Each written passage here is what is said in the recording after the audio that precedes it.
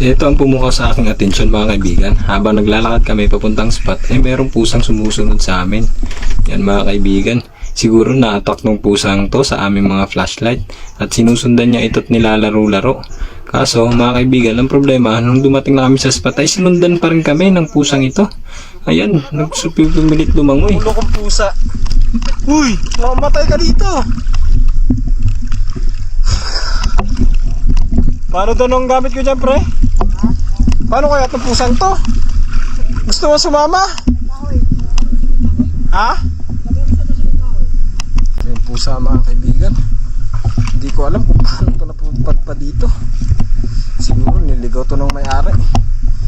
Oh man, dito ka lang. Hindi ka pwede sumama doon, mamamatay ka doon.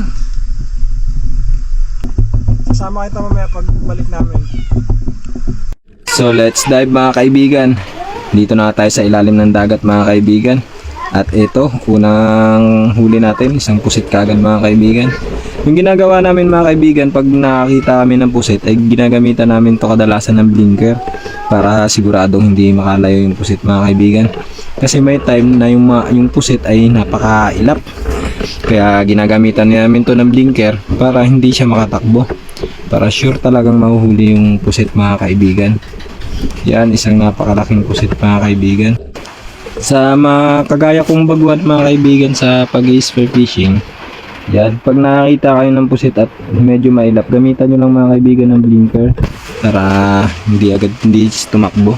At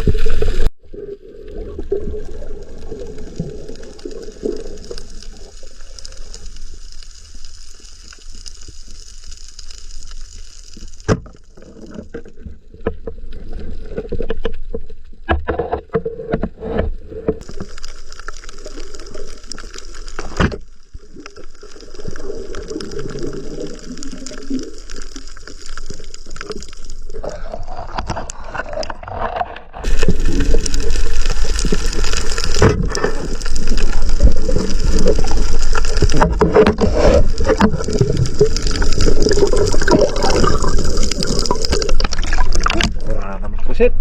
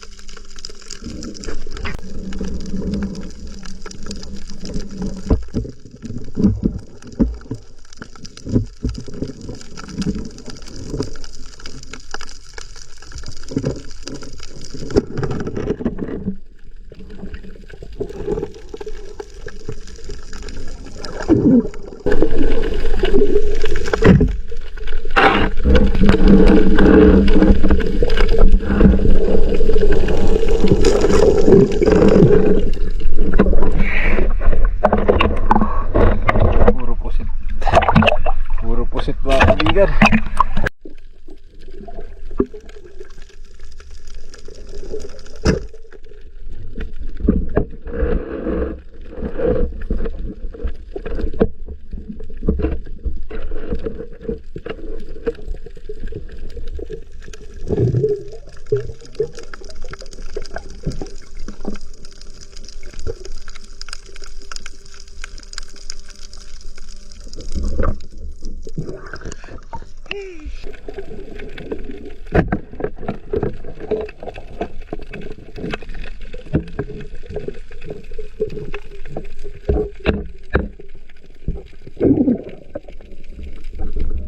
Malaking